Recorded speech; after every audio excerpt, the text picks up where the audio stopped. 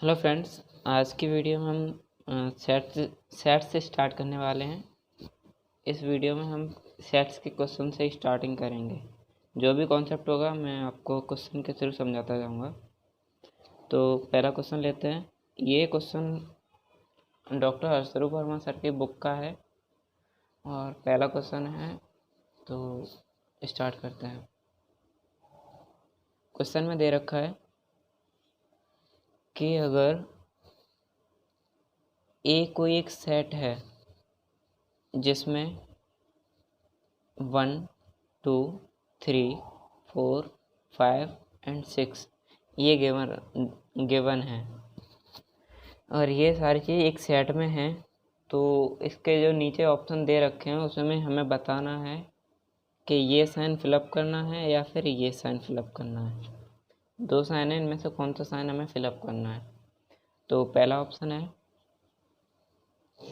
इस क्वेश्चन में हमें सिंपली बस ये दिखाना है कि ये क्या ए के अंदर आ रहा है या नहीं आ रहा है। ए के अंदर ये 6 एलिमेंट है, तो हमें बस ये देखना है कि ये ए के अंदर आ रहा है, ये वाला जो भी एलिमेंट दे रखा है वो ए के अंदर आ रहा है या नहीं आ रहा। अगर आ रहा है तो हमें ये वाला साइन टिक करना है, अगर नहीं आ रहा तो हमें ये वाला साइन टिक करना है। चलिए, पहला ऑप्शन है 2, तो हमें यहाँ पे क्या फिलअप करना चाहिए, ये होना चाहिए फिलअप, क्योंकि 2 इसके अंदर आ रहा है, हम देख पा रहे हैं 2 इसके अंदर है, तो हम सिंपली ये साइन लगा देंगे। सेकंड ऑप्शन है हमारा, सेकंड ऑप्शन है 7। क्या 7 इसके अंदर आ रहा है? नहीं, तो हम ये वाला साइन इसमें लगा देंगे, not element of A. Third option है 0। क्या 0 इस सेट के अंदर आ रहा है? ये एक सेट है, ये एक सेट है, इसके अंदर क्या 0 आ रहा है? नहीं आ रहा। हम देख सकते हैं इसमें 0 कहीं नहीं आ रहा है, तो हम इसमें भी नॉट एलिमेंट का साइन लगाएंगे। नेक्स्ट ऑप्शन है हमारा फोर्थ दे रखा है 5 का एलिमेंट है ए का, तो हम देख पा रहे हैं 5 एलिमेंट है, तो हम ये साइन लगाएंगे। अब हमारा नेक्स्ट क्वेश्चन है सेकंड क्वेश्चन। इसमें पूछा है, कुछ स्टेटमेंट दे रखे हैं सामने और पूछा है क्या ये एक सेट को रिप्रेजेंट करता है, यानी कि एक समुच्चय को दिखाता है। पहला ऑप्शन दे रखा है भारत की महिला प्रधानमंत्रियों का संग्रह। भारत की महिला प्रधानमंत्रियों का संग्रह,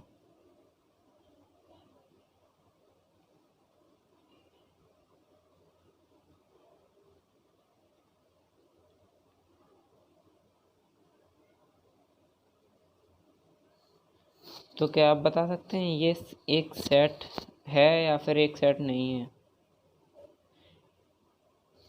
मैं आपको इसका रीज़न बाद में बताता हूँ, लेकिन उससे पहले बता देता हूँ ये एक सेट है। ये एक सेट है, मैं हाँ के लिए एक टिक लगा दे रहा हूँ, ये एक सेट है।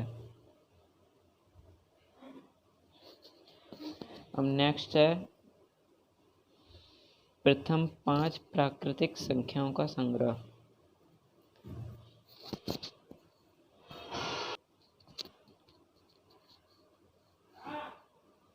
प्रथम 5 प्राकृतिक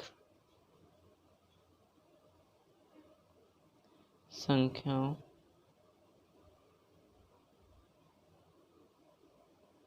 का संग्रह। क्या ये एक सेट है? तो जी हाँ, ये भी एक सेट है। तीसरा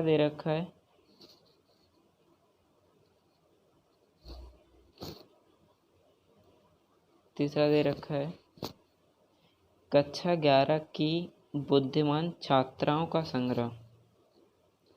मैं रिटर्न नहीं कर रहा हूँ, बस ऐसे ही लिख दे रहा हूँ।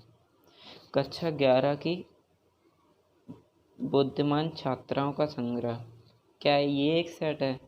नहीं, ये एक सेट नहीं है। विश्व के सर्वश्रेष्ठ 11 बल्लेबाजों का संग्रह, तो ये भी एक सेट नहीं है। अब मैं आपको इनका रीज़न दे देता हूँ। जो चीज़ अलग अलग इंसानों के हिसाब से अलग अलग हो तो वो एक सेट के अंदर नहीं आती है। ये भारत की महिला प्रधानमंत्रियों का संग्रह, तो सब भारत की जो भी महिला प्रधानमंत्री हैं वो उनका संग्रह सबके लिए एक ही होगा। और ये भी 5 प्राकृतिक संख्याओं का संग्रह, ये भी सबके लिए एक ही संग्रह होगा। लेकिन यहाँ पे तीसरे ऑप्शन में बात की गई है बुद्धिमान छात्राओं का संग्रह। अब बुद्धिमान तो किसी और के हिसाब से कुछ और होता है, किसी और के हिसाब से कुछ और होता है। किसी के लिए बुद्धिमान कोई और होता है, किसी के लिए बुद्धिमान कोई और होता है।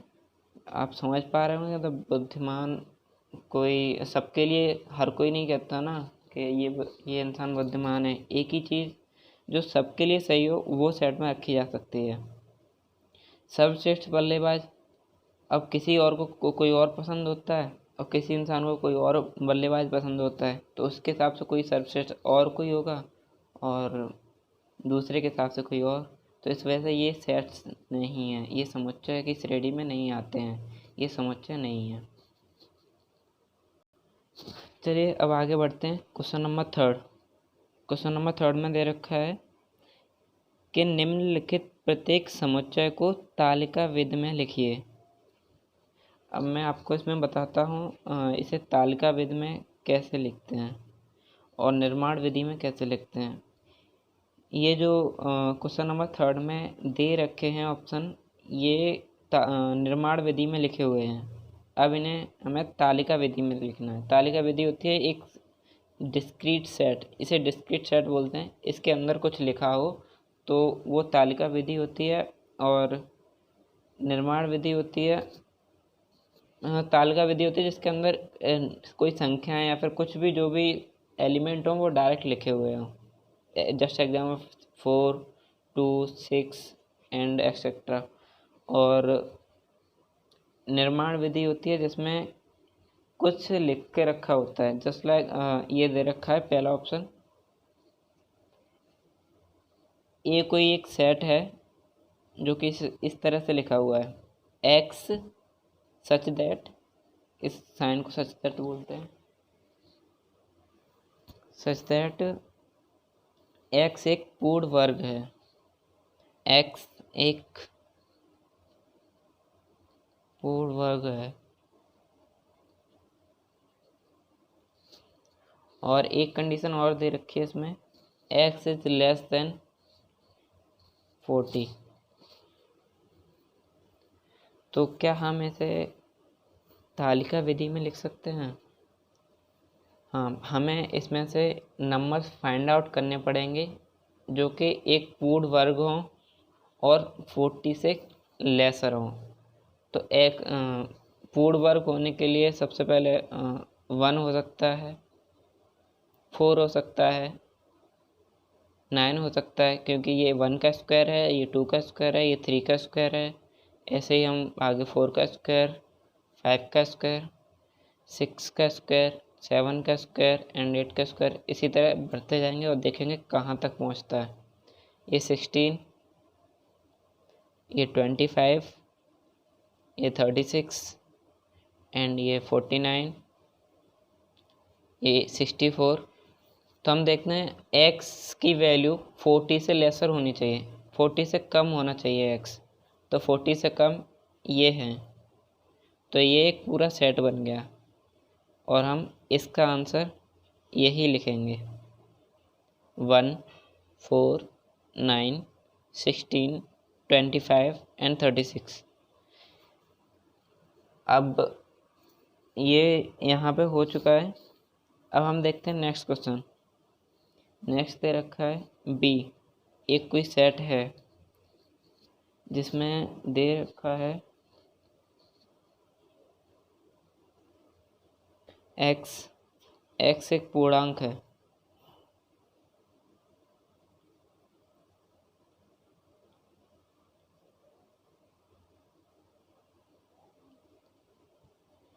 और एक कंडीशन और दे रखी है इसमें,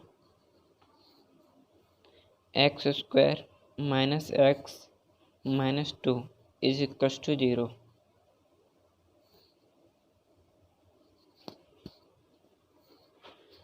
तो फिर अब हमें इसमें क्या करना है? तो सबसे पहले तो हम इसे सॉल्व करेंगे, इस इक्वेशन को जो इसमें दे रखी है, x square minus x minus two equal to 0। तो एक्स की वैल्यू फाइंड आउट करेंगे। एक्स स्क्वायर, ये शायद आपको करना आता होगा, ये 10th में आपको बताया गया होगा। 2x plus x minus two is equal to 0, x minus two and x plus one is equal to 0। X की दो वैल्यू आई, एक -1 एंड +2। तो x एक पूर्णांक है, तो x की हम -1 वाली वैल्यू नहीं लेंगे, सिर्फ 2 वाली वैल्यू लेंगे। तो b एक सेट हो गया जिसके अंदर सिर्फ एक ही एलिमेंट है, वो है 2। अब नेक्स्ट क्वेश्चन हमारा है, सीरीज शब्द के सभी अक्षरों का समुच्चय C है। एक C सेट है, उसमें सीरीज शब्द के सारे अक्षर हैं।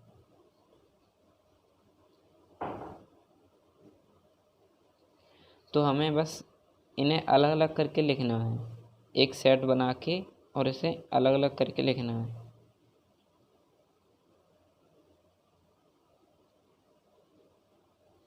बस इस क्वेश्चन में हमें इतना ही करना है। अब नेक्स्ट क्वेश्चन देखते हैं। नेक्स्ट में हमारा क्या है, डी एक सेट है जिसमें दे रखा है एक्स 2 अंकों की एक संख्या है जिसके अंकों का योग 6 है।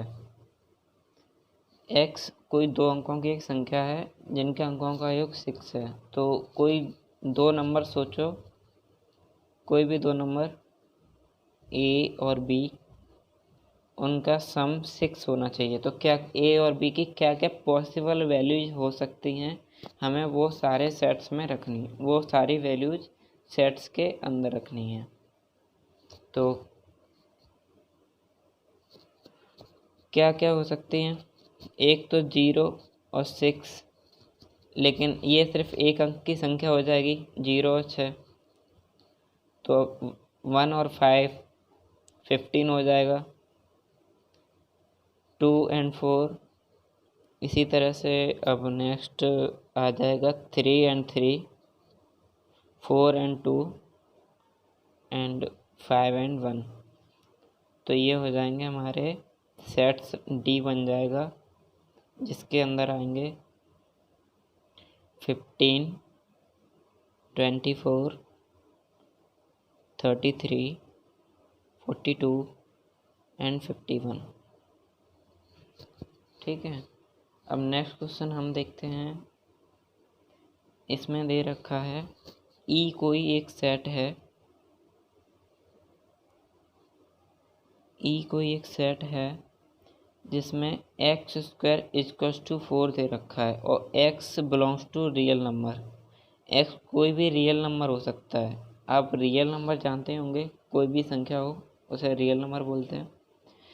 तो एक्स स्क्वायर इक्वल्स टू 4 दे रखा है, तो इसमें एक्स की क्या क्या पॉसिबल वैल्यूज हो सकती हैं। एक्स की अगर -2 डालें तब भी 4 आएगा, और एक्स की अगर 2 डालें तब भी 4 आएगा। तो ई एक सेट बन जाएगा जिसके अंदर 2 वैल्यूज होंगी, एक -2 एंड एक 2। अब इसी तरह से 2 क्वेश्चन और रह गए हैं, इसके 2 ऑप्शंस और रह गए हैं, देखते हैं। पहला है, अब नेक्स्ट है 7th।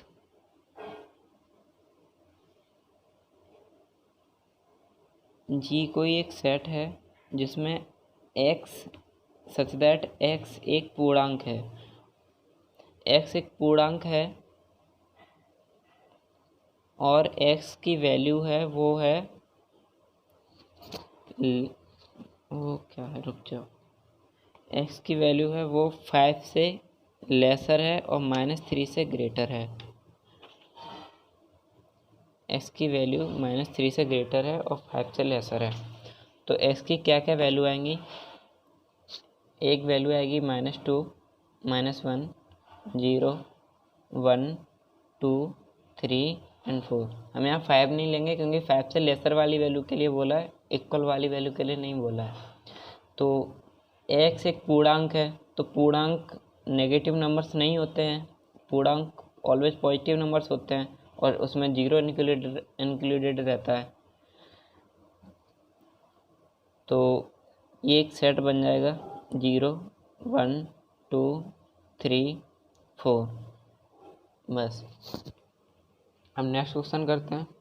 नेक्स्ट दे रखा है H एक सेट है जिसमें ट्रिग्नोमेट्री के अक्षरों का समुच्चय है। अब ट्रिग्नोमेट्री के अक्षर हैं वो क्या हो सकते हैं, वो क्या होंगे? T, R, I, G, O, N, O, M, E, T, R, Y। Simple है, इन्हें बस अलग अलग लिखना है। T, बस एक चीज़ और ध्यान देनी है, जो लेटर्स डबल बार हों, 2 बार हों, उन्हें बस सिंगल टाइम ही लिखना है। R, I, G, O, N, M, E, sorry ये छोटा रह गया बड़ा होना चाहिए था, एंड बाई, क्योंकि R हो चुका था, T भी एक बार हो चुका था, O भी हो चुका है, सारे लेटर्स आ गए। बस इतना ही।